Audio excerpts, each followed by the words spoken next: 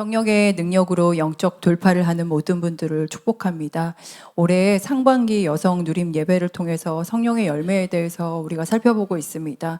한창 교회에 대해서 그리고 교회 공동체에 대해서 저희들이 이제 고민하며 나아갈 적에 여성 누림 예배를 통해서 성령의 열매에 대해서 하나님께서 우리가 믿음으로 응답하기를 원하시고 계시죠. 사실 우리가 이렇게 성령에 대해서 이야기를 할 적에 우리가 막 성령님의 사용 설명서를 알기 위해서 막 우리가 막 이렇게 성령의 사용 설명서를 읽고 그거에 맞춰가지고 행동하기 위해서 우리가 성령의 열매를 알아가는 것이 아닙니다. 이미 성령님께서는 우리 교회 공동체를 위해서 그리고 우리 각자에게 하시는 흐름들이 있거든요. 그 흐름들을 읽어가려면은 옛사람의 모습으로는 절대 읽어갈 수 없습니다. 계시의 영이신 하나님께서 우리에게 말씀을 주사 하나님의 성품이 어떤 분이시고 어떻게 흘러가시는지 우리에게 알려주셨기 때문에 그 흐름을 보는 거예요. 우리에게 주신 말씀을 가지고 근거를 가지고서 하나님이 이렇게 이런 성품으로 성령님께서 우리 교회를 향해서 이렇게 흘러가고 있구나. 그 흐름을 타기 위해서 우리가 성령의 열매에 대해서 지금 보고 있습니다. 우리가 요한복음을 지금 묵상하고 있죠. 요한복음에서 예수님이 이렇게 말씀하셨습니다. 요한복음 15장 5절 말씀인데 함께 합독하도록 하겠습니다. 나는 포도나무요 너희는 가지라. 그가 내 안에 내가 그 안에 거하면 사람이 열매를 많이 맺나니 나를 떠나서는 너희가 아무것도 할 수 없음이라. 여기서 예수님이 뭐라고 말씀하십니까? 나는 포도나무요 너희는 가지라고 얘기를 하세요. 그래서 내가 내 안에 그가 내 안에 거하면 사람이 열매를 많이 맺는다고 얘기를 합니다. 내가 예수님을 믿는다면 나의 뿌리는 예수님과 관계에서 시작이 되기 때문에 당연히 예수님의 성품에 근거된 열매가 맺을 수밖에 없습니다. 그래서 어떤 일이 생기냐면 점점 죄를 싫어하기 시작합니다. 죄가 미워지는 거예요. 내 안에 수많은 번민들이 생길 수밖에 없는 게 그게 정상입니다. 예전에는 익숙했던 게 점점 인식되기 시작하고 드러나기 시작하고 이게 싫어지기 시작하는 거예요. 예전에 되게 당연했던 것들이 이게 당연한 게 아니었네? 인식하기 시작합니다. 우리가 지난주에 여성누림 수련회를 다녀왔었죠. 시편 108편을 가지고서 하나님께 찬양을 올려드리는 걸 그냥 말로만 이렇게 고백을 했다면 우리의 마음으로, 입술로, 몸으로 막 모든 것을 다 동원해서 하나님께 찬양을 했었던 그런 시간을 가졌는데 이 수련회를 다녀오고 나서 몇몇 분이 되게 동일한 얘기를 해 주시더라고요. 그 당시에 그렇게 예배를 드리면서 찬양을 할 때 내 마음이 너무 기쁘더래요. 기뻐서 나도 방방 뛰어서 해야지 했는데 막 이렇게 끌어당기더래요.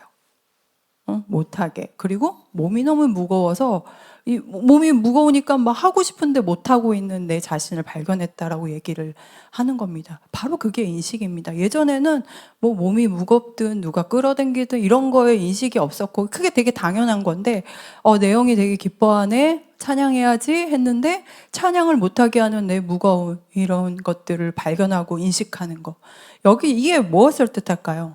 이게 바로 옛사람에서 빠져나왔다는 뜻입니다. 사랑하는 여러분, 우리는 존재가 바뀌었습니다. 존재가 바뀌었는데 저 멀리에 우리를 보내신 게 아니라 우리 삶의 자리에서 우리의 정체성을 바꿔주시고 이제 다시 말도 안 되게 우리의 삶의 자리로 다시 파송을 시키신 거예요. 파송을 시키셔서 이제는 하나님의 성품으로 살아갈 수 있도록 성령님께서 우리 안에 역사해 주실 걸 믿으시길 바랍니다. 근데 어려운 게 뭐냐면 하나님의 성품은 막 밖으로 열려 있거든요.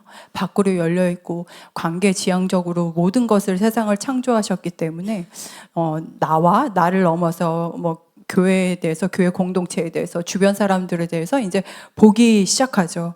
그래서 우리가 계속 얘기했던 거는 하나님께서는 우리를 덩그러니 혼자 두시게 하지 않으셨고 각자에게 맞는 은사를 주셔서 그 은사를 가지고 교회를 세우는데, 교회 공동체를 세우는데 허락을 하셨고, 그리고 그 은사가 제대로 탁월하게 풀어지기 위해서는 은사를 담을 수 있는 그릇이 뭐다? 우리가 계속 얘기하고 있는 성품이죠. 성령의 열매에 대해서 우리가 지금 살펴보고 있습니다.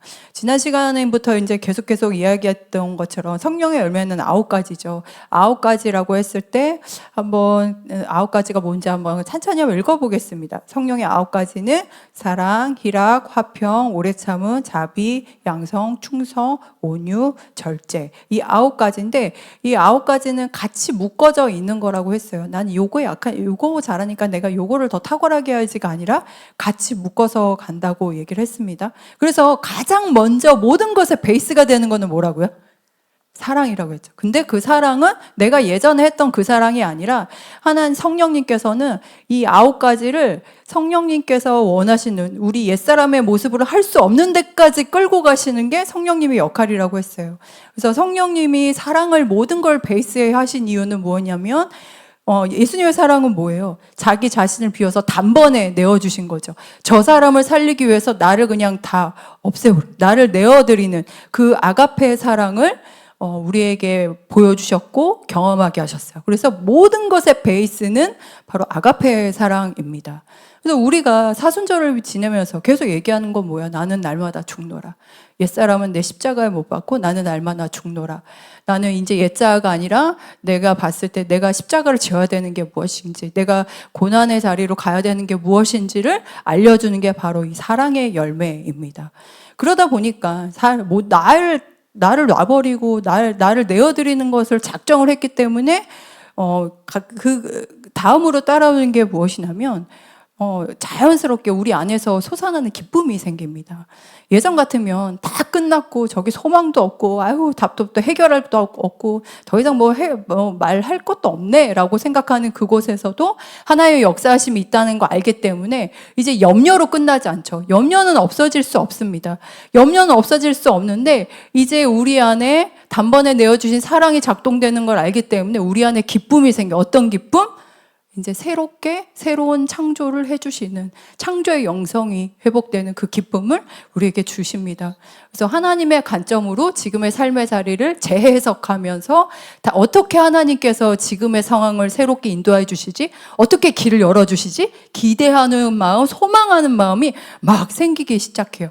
그래서 우리가 지난 시간 기쁨의 특징에 대해서 얘기를 했어요. 크게 2가지. 기쁨의 특징은 무엇이냐면 원래 자리로 돌아가는 거라고 얘기를 했습니다. 우리가 염려하는 이유는, 기뻐할 수 없는 이유는 내가 공급자고 복을 주시는 명령과 기준이 되고 내가 창조주가 되려고 자꾸 하기 때문에 우린 염려, 근심, 질식되거든요. 우린 그런 존재가 아니니까.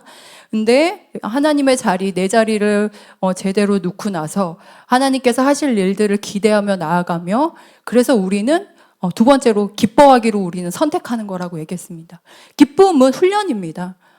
내 입술의 열매는 옛사람을 계속 비난하고 그리고 부정적인 이야기만 계속했다면 기쁨은 그 빈 공간에 하나님의 역사하심을 알기 때문에 계속 믿음으로 선포하고 믿음으로 고백하는 것이 이제 믿음의 성령의 열매고 이게 저희들이 훈련해야 되는 영역이다라고 얘기를 했어요. 그래서 사랑의 베이스를 가지고 하나님이 창조적인 새 일을 하시는 기쁨을 가지고 나아가는 자들에게 하나님이 주시는 3번째 성령의 열매가 있습니다. 바로 화평입니다. 오늘 사랑과 희락의 열매를 맺기 시작하면서 자연스럽게 화평의 열매를 맺는데 오늘 이 화평에 대해서 한 가지 말씀을 가지고 나누고 기도하겠습니다. 성령의 열매 화평은 관계를 잇는 열쇠라는 제목으로 말씀을 나누겠습니다. 화평을 성경에는 여러 가지로 표현을 합니다. 화평을 다른 말로 하면은 평강, 평화 이렇게 이야기를 할 수 있거든요. 그래서 구약에서는 화평을 뭐라고 얘기하냐면 샬롬이라고 얘기합니다. 샬롬. 그리고 신약에서는 에이레네라고 이야기를 해요. 그래서 화평도 우리가 훈련해야 될 부분입니다. 그리고 교회 공동체가 세워지기 위해서는 화평이 매우 필요합니다. 이 화평을 굉장히 많이 쓴 사람이 있어요. 성경에 보면 누구는 바울이에요. 바울이 교회 공동체를 세울 때마다 얘기를 해요. 근데 이 사람이 보면 고생 진짜 많이 했거든요. 고생을 되게 많이 했는데 예전에 옛사람을 벗어버리고 이제 살아갈 때 주변에서 바울 무서워가지고 막 비난하고 바울을 사도권을 인정해주지 않은 가운데서 그럼에도 불구하고 성령님이 인도하시는 대로 갔거든요. 갔는데 자기는 아시아로 가려고 막 준비 다 해놨는데 그거 아니라고 하고 유럽으로 보내시고, 유럽으로 가가지고 생천 처음 보는 곳에 가가지고 거기서 교회를 세우고 막 그런 가운데서 이 사람이 자기의 틀거리가 아니라 성령께서 인도하시는 대로 갔을 때 정말 말도 안 되게 너무나 좋은 동역자들 만나게 해주시고, 예전에 자기의 옛사람의 모습으로는 경험할 수도 없는 너무나 풍성한 것을 이 사람이 경험을 했어요. 그래서 각각 교회를 세울 때마다 편지를 보내면서 이 사람이 계속 얘기하는 게 무엇이냐면, 너희들에게 은혜와 평강이 있기를 내가 간구한다. 내가 너희 교회에, 에베소 교회에 은혜와 평강이 있기를 간구한다. 그 은혜와 평강을 매우 중요하게 여기고 편지마다 썼던 사람이 바로 바울입니다. 바울의 동력은 은혜예요. 은혜. 어떤 은혜입니까? 나는 내가 하나님께 말도 안 되게 하나님을 대적하는 자리에 있던 내가 하나님이 예수님을 통하여서 자신을 있는 그대로 받아주시고, 그리고 자신을 위해서 단번에 모든 것을 내어주신 그 아가페적인 사랑을 경험했어요. 받아들여짐을 경험했기 때문에 이 사람은 계속 빚진 자의 심정으로 모든 상황을 풀어갈 때 풀어갑니다. 그렇다면 성도님들께 한번 질문 드려볼게요. 매 순간이 은혜이십니까? 매 순간이 은혜이세요? 빚진 자의 심정이세요? 내가 여기까지 온 거는 하나님의 진짜 은혜다. 와, 내가 그때 이렇게 하나님이 인도해 주시지 않았으면 나는 얼마나 어떻게 살았을까? 이런 마음이 드십니까? 바울이 이렇게 에베소 교회에게 이렇게 이야기를 합니다. 12절 그리고 13절 말씀인데 함께 합독하도록 하겠습니다. 그때 너희는 그리스도 밖에 있었고 이스라엘 나라 밖의 사람이라. 약속의 언약들에 대하여는 외인이요 세상에는 소망이 없고 하나님도 없는 자이더니 이제는 전에 멀리 있던 너희가 그리스도 예수 안에서 그리스도의 피로 가까워졌느니라. 바울이 뭐라고 얘기합니까? 에베소 교회인들에게 과거를 한번 돌아보자 해서, 예전에는 하나님 없이 살던 인생들이었는데, 우리는 하나님 없이 살던 인상들인데, 그래서 하나님의 구원의 약속, 하나님이 주신 그 신령한 복, 하나님이 주신 그 놀라운 정체성, 모든 권세를 이기고 이 모든 권세를 탁월하게 풀어갈 수 있는 능력을 주신 거, 이런 거 상관없는 인생을 살았는데, 아무런 소망 없이 살았는데 그리스도의 피로 하나님의 자녀의 신분이 되었다 라고 은혜를 이렇게 이야기를 합니다. 그리고 나서 은혜 뒤에 평화에 대해서 이야기를 하는데, 그 다음 절에 보면은 14절에 이렇게 이야기를 합니다. 같이 한번 읽어보겠습니다. 그는 우리의 화평이신지라 둘로 하나를 만드사 원수된 것 곧 중간에 막힌 담을 자기 육체로 허시고. 그래서 14절 15절에 보면은 여기서 바울이 말하는 샬롬의 특징이 두 가지가 나옵니다. 우리가 보통 평화, 평강, 샬롬 얘기를 하면 뭐라고 생각을 하세요? 일단 내 마음이 편해야죠.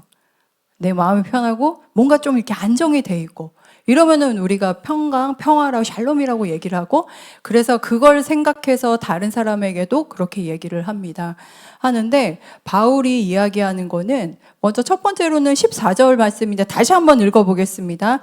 그는 우리의 화평이신지라 둘로 하나를 만드사 원수된 것 곧 중간에 막힌 담을 자기 육체로 하시고.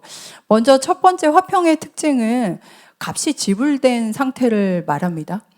화평은 하나님과 나 사이에 있는 가로막혀 있던 장애물, 관계를 예수 그리스도가 회복을 시켜주신 거예요. 그래서 샬롬의 이 어원에 신람이라는 뜻이 있는데, 그 뜻이 무엇이냐면 값을 지불하고 빚을 갚다라는 뜻이 있어요. 그래서 예수님이 십자가에서 물과 피를 다 쏟으시고 나서 십자가상에서 이렇게 말씀하셨죠. 내가 다 이뤘다고 얘기를 했습니다. 그 말은 모든 죄의 값을 다 치르셨다는 얘기거든요. 그러니까 평화는 이거예요. 모든 전쟁이 다 그치고 전쟁이 다 정리가 돼서, 모든 전쟁이 정리가 돼서 이제 소요가 그친 상태를 말합니다. 그래서 전적으로 하나님의 다스림이 인정이 되는 그곳이 샬롬이라고 말합니다. 그래서 이어서 두 번째 특징에 대해서 이야기를 하는데 15절 말씀인데 함께 합독하도록 하겠습니다. 법조문으로 된 계명의 율법을 폐하셨으니 이는 둘로 자기 안에서 한 세 사람을 지어 화평하게 하시고.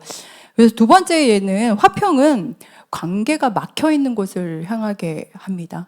그냥 내 안에서 전적인 하나님의 다스림, 그래서 하나님이 주시는 평강, 우리가 기도하다 보면 하나님이 주시는 평강을 느끼고 누리잖아요. 하나님이 지금 내 마음을 어루만져 주시구나, 이 상황에서 주관해 주시는구나, 이렇게 우리는 경험을 합니다. 근데 샬롬은, 평강은 여기서 더 가요. 더 가는 게 뭐냐면, 이렇게 평강을 느꼈는데 그 성령님께서 주변을 보게 하셔서 주변에 불편하게 하시는 거예요. 관계가 무너져 있거나 단절되어 있는 것들을 보게 하시는 거. 그게 바로 평강입니다. 왜냐하면 하나님은 죄를 그냥 두지 않으십니다. 나의 죄뿐만 아니라 내 옆에 사람 죄, 우리 공동체의 죄, 주변에 있는 죄들을 계속 불편하게 하셔서 그걸 볼 수밖에 없게 하시죠. 죄는 하나님과 우리 사이의 관계를 끊임없이 단절을 시킨다면, 하나님은 우리를, 성령님께서는 어그러지고 분열되고 갈등된 곳을, 그 단절된 곳을 보게 하시는 거예요. 그래서 보게 하셔서, 왜 보게 하실까요? 가란 얘기예요. 보게 하신 건 너가 가란 얘기예요. 그 마음을 받은 자로서 가라고 얘기를 하시는 거죠. 그러니까 우리가 알던 화평과는 좀 다르죠. 내 삶에서 안정이 되고 평안하다 하면은 화평이라고 여겨서 그 안정감을 느낄 때까지 우리는 계속 이제 기도하고 하는데, 그렇게 아니라는 거죠. 하나님께서 전적으로 우리에게 주시는 마음 따라서 그 불편하게 관계가 단절되어 보이는 거, 그래서 하나님을 두드려서 그곳에 가게 하시는 곳, 그 걸어가는 그 모든 과정이 화평이라고 합니다. 그래서 성령님이 내 삶에서 화평을 이루기 위해서 관계 안으로 들어가게 하시는데, 관계를 이제 어떻게 정돈을 하실까 하면 크게 세 가지 관계를 정돈을 하시는데, 보면은 크게 세 가지는 하나님과의 관계, 먼저 첫 번째로 하나님과의 관계입니다. 앞에도 계속 말씀드렸다시피 그리스도를 통해서 하나님과 관계가 회복이 됐잖아요. 그러니까는 이제는 하나님과의 관계를 회복하면 우리가 죄를 미워하게 돼요. 그런 모습. 내가 죄를 미워하고 자꾸 하나님이 아닌 다른 것들을 자꾸 올려놓으려 하고, 이 불편한 마음을 인식하게 해주세요. 그래서 이것을 계속 정리하게 해주셔서 전적인 하나님의 다스림, 샬롬을 임할 수 있도록 하나님께서 해주시고, 그리고 나와의 관계에서도 성령께서 내 마음을 계속 주장하게 해주시죠. 찔림을 주시고 양심을 주시고, 그리고 마음의 원함을 주시고 간구함을 주셔서, 그래서 그 간구함과 원함과 그리고 마음의 찔림을 통해서 회개하게 하시고 소망을 붙잡게 하시고, 그리고 다른 이들과의 관계를 연결시킬 수 있는 자로 우리를 불러주셨다라는 거. 그리고 마지막으로 타인과 세상과의 관계입니다.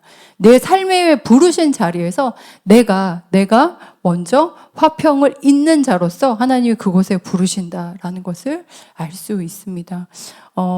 그 성도님들을 뵈면 모든 분들에게는 아닌데, 처음 뵐 때 정말 가끔가다 이렇게 딱 이렇게 이게 딱 보이는 분들이 있으세요. 어떤 분들이냐면, 그냥 첫 인상 딱 봤을 때, 와, 이분은 가운데에서 되게 화평을 주시는 분이겠구나.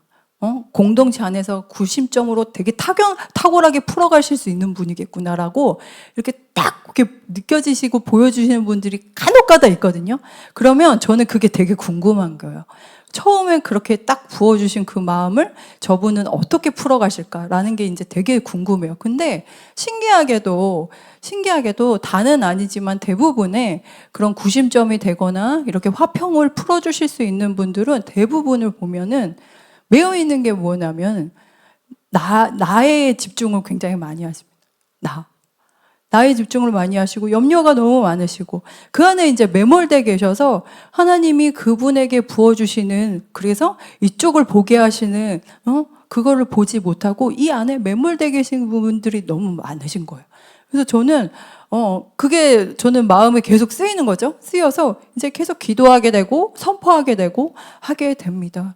우리가 여성 누림 수련회를 통해서 준비하면서 그 준비하는 것을 오늘 말씀에 나온 것처럼 이제 화평의 관점으로 보면 우리가 어떻게 볼 수가 있을까요?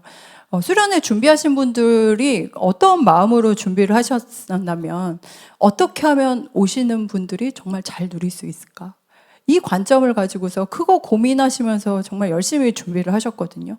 그래서 뭐 실무 준비팀이든 예배팀이든 아니면은 카풀을 해주시는 분들, 그리고 여기저기 봉사하시는 분들 흔쾌히 자기의 시간과 물질과 그리고 수고스러움을 감당을 하셨습니다. 그래서 진짜 기쁨으로 감당을 하신 거죠. 여기에 요 모습을 봤을 때 우리가 그동안 언급했던 성령의 열매들이 다 나옵니다. 먼저 첫 번째로 자기 자신을 막 내어주고 자기가 있는 것을 다 내어주는 그런 사랑이 나오고요. 그 열매를 우리가 배워가는 시간이었고, 그리고 두 번째로는 우리의 팍팍한 삶의 자리를 잠시 벗어나서 변함없으신 하나님을 발견하고 그 하나님의 새 일을 행하심을 믿음으로 선포하고 기뻐하며 찬양했던 그런 시간이 있었고, 그리고 세 번째로는 나와 타인과 공동체의 관계 연결을 위해서 되게 마음을 쓰고 애쓰고 그 안에 들어가서 함께 관계를 맺는 그런 시간을 가졌었죠. 이 시간 말씀을 정리를 하겠습니다. 예수님께서 사람들에게 팔복을 전해주시면서 복이 있는 삶이 어떤 삶인지 말씀을 해주셨는데, 마태복음 5장 9절에서 5장 9절 이렇게 이야기를 하셨습니다. 함께 합독하도록 하겠습니다. 화평하게 하는 자는 복이 있나니 그들이 하나님의 아들이라 일컬음을 받을 것이요.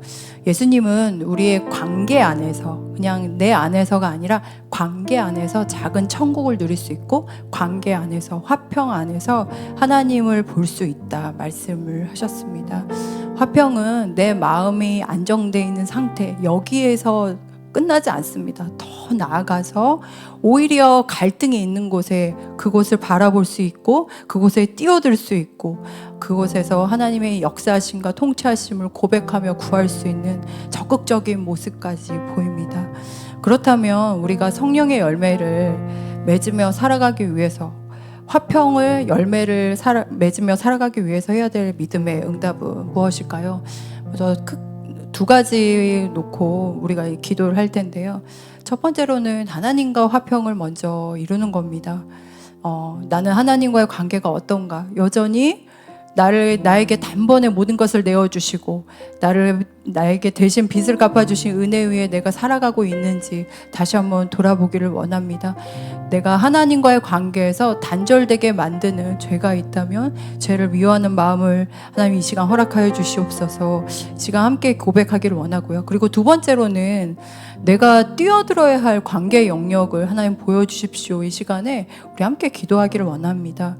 관계가 막혀있는 곳, 근데 하나님께서 자꾸 보여주셔서 그 분열되고 어그러진 곳에서 보여주셔서 내 마음을 어렵게 만들거나 고민하게 만들거나 번민하게 만들고 기도가 나오게 하는 그런 곳이 있다면 짧게라도 그 사람을 위해서, 그 공동체를 위해서, 옆에 분들을 위해서 기도하는 시간을 가져보기를 원합니다. 오늘은 언급을 하지 않았지만 화평을 온전히 이루기 위해서는 꼭 전제되어야 되는 게 용서예요. 용서가 되지 않으면 화평이 이루어지기가 쉽지 않습니다. 그런데 성령께서 이렇게 흐름대로 나를 어디를 보게 하시는가? 나의 전적으로 하나님이 내 삶의 주도권이 되어 계시겠다고 작정하신 그 하나님께서 나의 마음과 생각과 눈과 나의 귀를 열어서 어디를 보게 하시는가 볼 수 있는 믿음이 우리 가운데 있기를 예수님의 이름으로 축원드립니다.